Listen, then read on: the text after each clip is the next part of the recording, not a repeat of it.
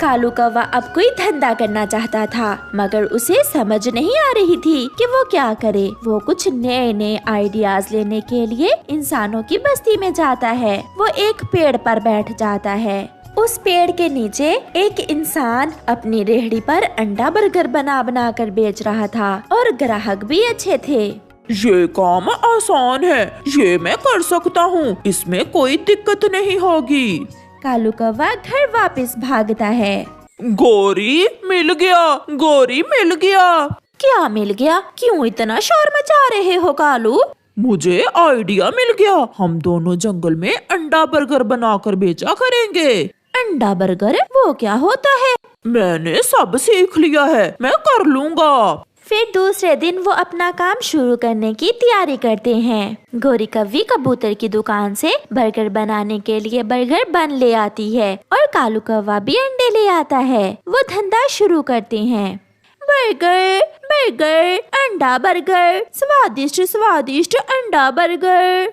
सबसे पहले चील आती है। खुशबू तो दूर दूर तक जा रही है। कालू कौवे क्या बना रहे हो? चील दी, ये इंसानों की रेसिपी है, इसे अंडा बर्गर कहते हैं, बहुत स्वादिष्ट है ये। फिर चील उनसे एक अंडा बर्गर लेकर खाती है।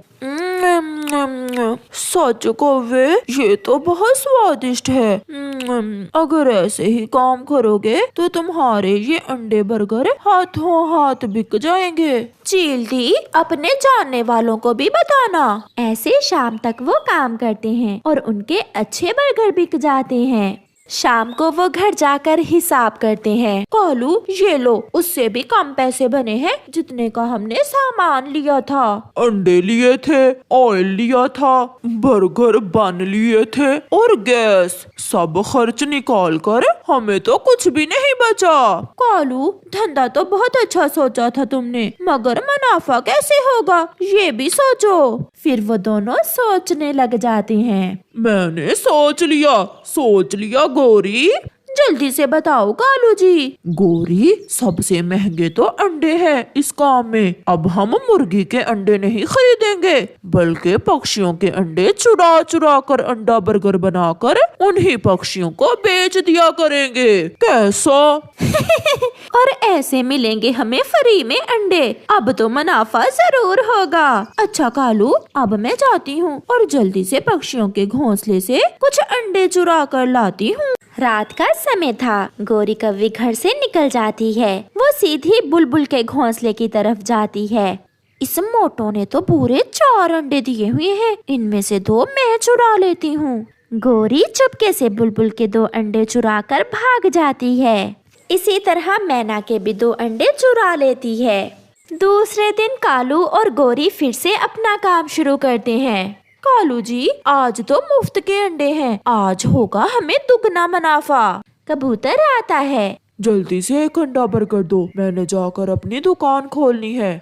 लो कबूतर, बर्गर तो मैंने पहले ही बना कर रखे हुए हैं। कबूतर बर्गर खाता है और चला जाता है। रोती हुई बुलबुल चिड़िया के पास जाती है। चिड़िया चिड़िया, मेरे 2 अंडे किसी ने चुरा लिए हैं। बुलबुल बहन, पहले तो कभी ऐसा नहीं हुआ। ऐसा कौन हो सकता है जिसने आपके अंडे चुराए? फिर चिड़िया के जहन में गोरी कौवी की बात आती है। चिड़िया, क्या करें, काम तो ठीक है मगर अंडे बहुत महंगे हैं, मुनाफा बहुत कम होता है। जल्दी चलो बुलबुल, जल्दी मेरे साथ चलो, इससे पहले कि गोरी और कालू तुम्हारे अंडों से अंडा बर्गर बना लें। चिड़िया बुलबुल को साथ लेकर भागती है। चिड़िया, क्या बर्गर खाने आई हो? बुलबुल भी साथ है, कुछ गड़बड़ लग रही है। तुमने अंडे कहाँ रखे हुए हैं? मैं अंडे देखना चाहती हूँ। कौन से अंडे? हम तो अभी अभी मुर्गी के अंडे लेकर आए हैं। चुपचाप आप हमें अंडे दिखा दें, वरना मैं शोर मचाऊंगी और सबको इकट्ठा करूंगी। फिर गोरी अंडों भरी ट्रे बुलबुल के सामने रख देती है।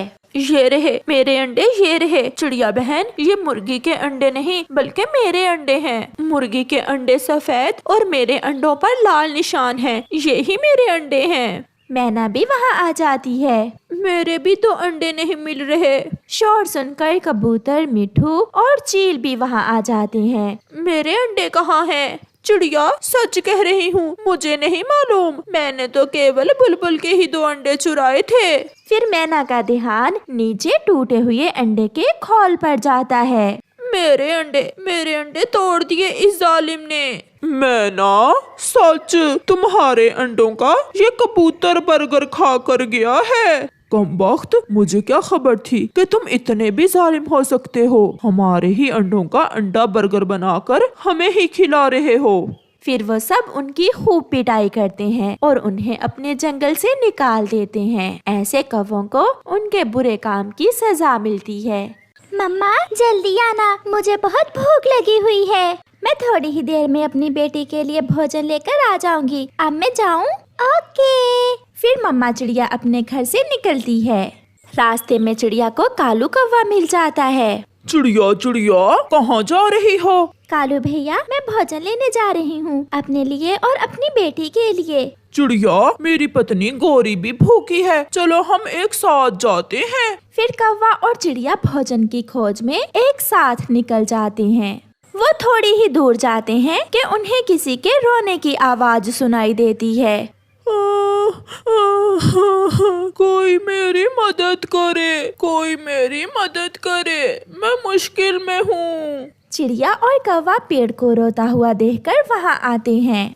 पेड़ भैया, क्या हुआ? आप क्यों मदद की गुहार लगा रहे हैं? चिड़िया, मेरी जड़ें जमीन से बाहर आ गई हैं, इसलिए मुझे जमीन से पानी लेने में बहुत मुश्किल हो रही है। आप थोड़ी मिट्टी मेरी जड़ों पर डाल दें। चिड़िया, समय थोड़ा है, हमें अभी भोजन भी ढूंढना है। छोड़ो इस बूढ़े पेड़ को, चलो हम आगे बढ़ते हैं। कौवे भैया, आप मेरी मदद करें और हम मिलकर इस पेड़ की जड़ों पर मिट्टी डाल देते हैं।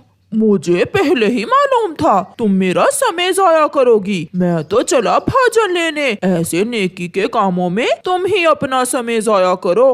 कालू कौवा ऐसा कहते हुए वहाँ से चला जाता है। चिड़िया अकेली ही उस पेड़ की जड़ों पर मिट्टी डालने लगती है। उस काम में उसे काफी टाइम लग जाता है। ले पेड़ भैया, अब आप खुश हैं? चिड़िया, आपने मेरी मदद की, मेरी जान बचाई, आपका धन्यवाद। अब मैं जाती हूँ पेड़ भैया, मेरी बेटी मेरा इंतजार कर रही होगी, वो बहुत भूखी है। चिड़िया रानी, अपनी आंखें बंद करो और अपनी नेकी का इनाम लेती जाओ।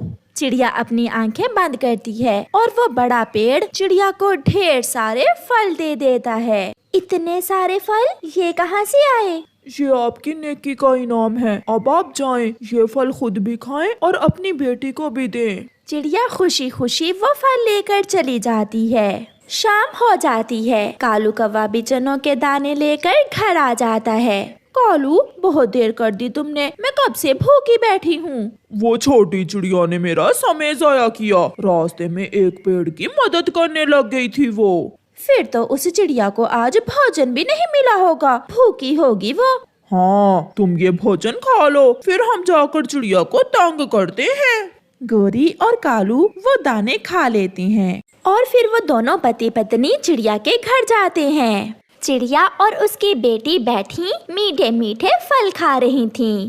कालू, तुमने तो कहा था कि चिड़िया भूखी होगी, ये तो मीठे फल खा रही है। चिड़िया, सच सच बताओ, तुमने ये मीठे फल कहाँ से लिए? ये मीठे फल मुझे उसी दयालु पेड़ ने दिए जिसकी जड़ों पर मैंने मिट्टी डाली थी। ये सुनकर कालू कौवा बहुत हैरान होता है। गोरी, चलो मेरे साथ, मुझे एक काम याद आ गया है। कालू कौवा गोरी को साथ लेकर वहाँ से चला जाता है। वो थोड़ी दूर जाकर बैठ जाते हैं। अगर वो पेड़ चिड़िया को मीठे फल दे सकता है तो हमें क्यों नहीं? मैं सब समझ गई। पति जी, चलो हम भी जाते हैं उस बड़े पेड़ के पास। ऐसे वो दोनों लालची कौवी और कौवा बड़े पेड़ के पास जाते हैं। बड़े पेड़, हमें भी मीठे फल दो। चिड़िया ने मेरी जड़ों पर मिट्टी डाली थी, मगर तुमने मेरी मदद नहीं की, इसलिए मैंने मीठे फल चिड़िया को दे दिए। तो हम भी तुम्हारी जड़ों पर मिट्टी डाल देते हैं। नहीं, अब मेरी जड़ें सुरक्षित हैं। तो हम तुम्हारी जड़ों से मिट्टी हटा देते हैं, फिर तो दोगे ना हमें मीठा फल? ये सुनकर वो पेड़ डर जाता है। ना कौवो, ऐसा ना करना। मगर कौवा पेड़ की जड़ों से मिट्टी हटाने लगता है। रुको रुको कौवो, अपनी आंखें बंद करो। अब समझ में आई ना बात पेड़ जी। कौवे अपनी आंखें बंद करते हैं और पेड़ जी उन्हें एक कटोरी देता है जिस पर एक कपड़ा बंधा हुआ था। इस कटोरी में क्या है पेड़ जी? इसमें बहुत स्वादिष्ट फल है, मगर आप इसे घर जाकर खोलना। फिर खुशी खुशी कौवे वो कटोरी लेकर घर चले जाते हैं। रुको रुको कालू जी, पहले मैं कुंडी लगा लूं, फिर खोलना ये कटोरी। ऐसा ना हो कि कोई भिखारी ही आ जाए। गोरी दरवाजे की कुंडी लगा लेती है। अब मैं खोलता हूँ इस कटोरी को। मेरे तो मुंह में अभी से पानी आ रहा है। कालू कौवा जैसे ही कटोरी से कपड़ा उतारता है, अंदर से मधुमक्खियाँ निकलती हैं और वो गोरी और कालू को काटने लगती हैं। बचाओ बचाओ कालू, ये कैसा फल है? गोरी, ये हमें हमारे कर्मों की सजा मिली है। भागो गोरी भागो। फिर वो बहुत मुश्किल से दरवाजा खोलकर बाहर भागते हैं और उन्हें लालच की सजा मिलती है।